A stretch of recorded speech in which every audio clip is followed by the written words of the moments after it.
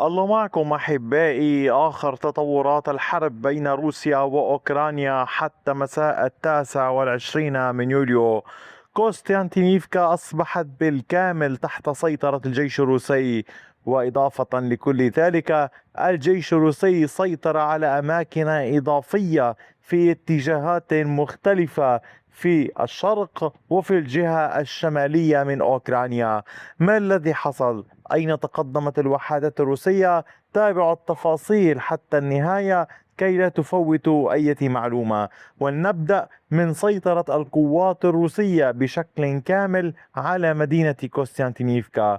هنا كما تلاحظون فرضت القوات الروسية سيطرتها على المواقع الأخيرة للجيش الأوكراني داخل هذه المدينة. في هذه الاتجاهات كان الأوكران يتمركزون، وضمن المنطقة هنا تقدمت الوحدات الروسية، سيطرت على كامل هذه المساحة باللون الزهري كما تشاهدونها. هذه المساحة تقع ضمن الحدود الإدارية للمدينة ومحيطها. عمق التقدم بلغ كيلومتر، وامتداد التقدم بلغ 1.77 كيلومترا.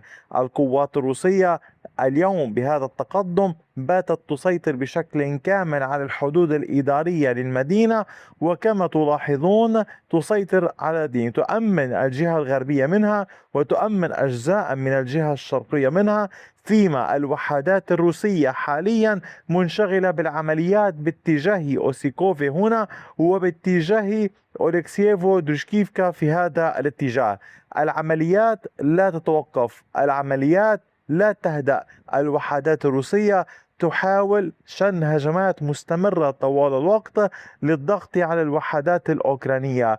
الأوكران ينتشرون ويتمركزون في كامل الأجزاء المحيطة في هذه المنطقة، في اتجاهات المنطقة هنا أو هذه البلدات المنتشرة في هذا الاتجاه، في محاولة لتشكيل ما يشبه خط دفاعي لمنع الجيش الروسي من التقدم في الجهة الشمالية أو الشرقية. لنرى إلى أين ستؤول الأمور.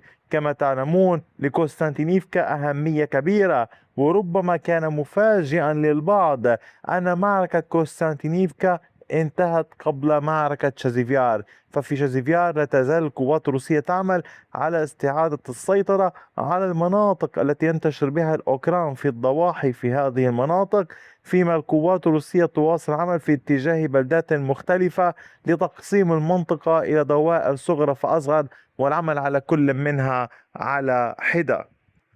وفيما يتعلق بالعمليات باتجاه قريب نحو دوشكيفكا، الجيش الروسي فرض سيطرته على قرية توريتسكي. المنطقة هنا سيطر عليها الجيش الروسي بعد أن كان قد سيطر على كراسنيكات. لذلك أعود لأقول وأطلب من حضرتكم دوما الدخول للقناة كل عدة ساعات، مشاهدة أي فيديوهات جديدة جرى نشرها. هناك الكثير يجري نشره حول، سواء في الشرق الأوسط أو أوروبا أو في حرب أوكرانيا تحديدا. العمليات في هذه المنطقة كانت قد أدت إلى سيطرة روسية على كامل هذه المساحة باللون الزهري. عمق التقدم للوحدات الروسية بلغ 1.31 كيلومتر بعرض 660 مترا. القوات الروسية في هذه السيطرة على هذه القرية باتت تبعد نحو 5 كيلومترات عن دريشكيفكا. هذا إجابة لأسئلتكم في التعليقات. دوما أحاول أن أستفيد من الأسئلة في التعليقات لأوضحها للجميع، أو لمن ربما يملكون نفس السؤال، أو ربما تضيف معلومة لمن قد فاته السؤال حولها. الوحدات الروسية اليوم تضغط بشكل كبير إذا من هذه الجهة ومن هذه الجهة، فيما تستمر العمليات في المنطقة الموجودة كاملة هنا. أما على صعيد العمليات في اتجاهات أخرى، فالوحدات الروسية واصلت التقدم في اتجاه أوزيرني هنا في هذه المنطقة، حيث كان قد حصل اختراق أوكراني في وقت سابق. الوحدات الروسية تقدمت وسيطرت على كامل هذه المنطقة باللون الزهري. هذه المساحة كما تلاحظون هي بعمق 1.33 كيلومتر وبعرض 920 مترا. والآن ننتقل إلى جبهات سومي ثم لاحقا باتجاهات خاركيف. في سومي كان الروس قد تقدموا في منطقتين، الأولى حيث سيطروا على معظم بلدة نوفايتش. الجيش الروسي فرض السيطرة على كامل هذه المنطقة، على كامل أو معظم هذه البلدة كما تلاحظون. كامل هذا النطاق الجغرافي باللون الزهري. عمق التقدم بلغ 990 مترا بامتداد نحو كيلومتر ونصف. القوات الأوكرانية الموجودة في هذه البلدة تراجعت إلى هذه البلدة الموجودة هنا، وبقي جزء في هذا الاتجاه يحاولون تشكيل ما يشبه الخط الدفاعي في هذه المنطقة مع القوات الأوكرانية الموجودة في الغابات وفي كيانتسيا، حيث الوحدات الأوكرانية تحاول في هذه المناطق الثلاث وفي محيطها منع الجيش الروسي من قطع خطوط الإمداد بين هاتين البلدتين، ونفس الوقت تحاول منع قطع الإمدادات عن ماريني حيث ينتشر الجيش الأوكراني. لذلك المعركة باتت أقوى في هذه المنطقة. الضغط الروسي بات مكثفا في هذا الاتجاه في مساع لفرض السيطرة والضغط على الجيش الأوكراني في كامل هذا القطاع. العمليات لا تتوقف، ونحن نتحدث عن منطقة قريبة من حدود مدينة سومي هنا كما تلاحظون. أما على صعيد العمليات في اتجاهات خوتيم وبيسيريفكا هي مستمرة ولكن دون أي تغييرات. وفي الجهة الأخرى من سومي كان الجيش الروسي قد تقدم على طول الحدود هنا في هذه المنطقة، سيطر على هذه المساحة باللون الزهري كما تشاهدونها.